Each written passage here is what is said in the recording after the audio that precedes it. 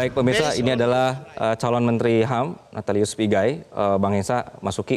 Kita ngeliat ini duet HAM, ada Natalius Pigai, kemudian Mugianto yang ini dulu juga aktivis yang pernah diculik begitu kan ibaratnya. Ini adalah duo aktivis HAM gitu. Ke Bang Hensa dulu. Gimana Bang Leti? Ini memang sesuai dengan fokusnya Pak Prabowo atau sudah on the right track atau ini masih gimana nanti? Ini kerennya Pak Prabowo juga gitu. Dia dituduh pelanggaran HAM, kemudian itu sempat menjadi serangan pribadi ke dia. Kemudian dia menjawabnya dengan membuat Kementerian HAM. Nah sebetulnya penunjukan Kakak Pigai ini sih udah cocok. Dia sebelumnya juga komisioner HAM. Mugianto juga bekerja dekat dengan HAM gitu ya. Sebetulnya kalau kementerian ini bisa dibilang atau mau dibilang keren banget itu, menjawab surat-surat teman-teman yang aksi Kamisan itu yang ratusan tidak dijawab oleh Pak Jokowi. Itu dulu aja dijawab gitu kan. Itu kan sebetulnya suratnya adalah surat kepada presiden gitu.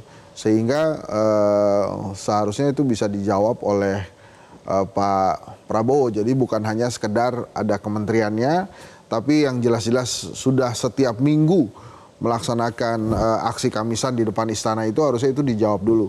Bisa dimulai dengan Kakak Pigai lah yang memanggil teman-teman yang melakukan aksi Kamisan itu kemudian menjawab surat-surat ya, karena kan sebagai presiden ya namanya keluhan dari rakyat ya itu harusnya dijawab tuh. Kalau zaman Majapahit tuh protes di depan istana itu tapa PP namanya. Nah itu harus dijawab juga oleh raja tuh harusnya. Nah ini sekarang Pak Jokowi tidak pernah mau menjawab surat-surat dari aksi Kamisan itu, dari awal kepemimpinan sampai selesai gitu ya. Nah ini waktunya Pak Prabowo bisa menjawab itu. Itu akan menjadi pembeda. Jadi artinya bukan hanya membentuk badan, tapi ada aksi gitu ya.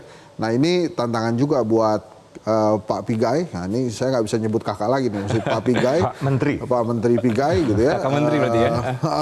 Dan kemudian juga Mas Mugianto gitu. Nah ini kita lihat aja, karena kalau hanya membentuk badan kementerian sebagai simbol tanpa aksi ya percuma juga. Itu yang mau saya tanyakan ke Mas Uki. Mas Uki, bagaimana ini supaya nggak cuma jadi barang polesan aja, supaya kita concern soal HAM, tapi kayak Bang Hensa bilang tadi, adalah yang bisa difokusin di sini dan ada solusinya gitu.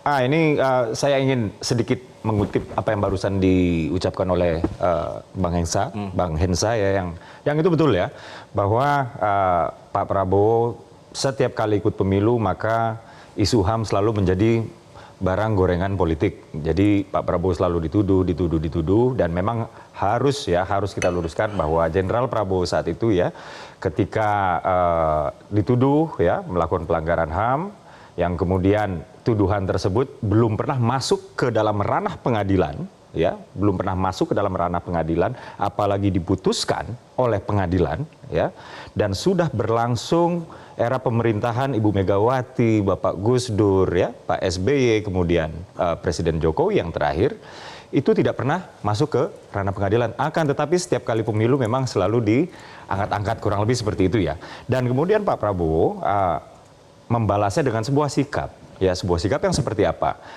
Loyalis Presiden Prabowo Subianto itu adalah orang-orang yang punya reputasi sangat kuat ya, terafiliasi dengan aktivisme tahun 98 lalu ya, saat era reformasi. Seperti Bang Habibur Rahman bahkan ya. Jelajahi cara baru mendapatkan informasi. Download Metro TV Extend sekarang.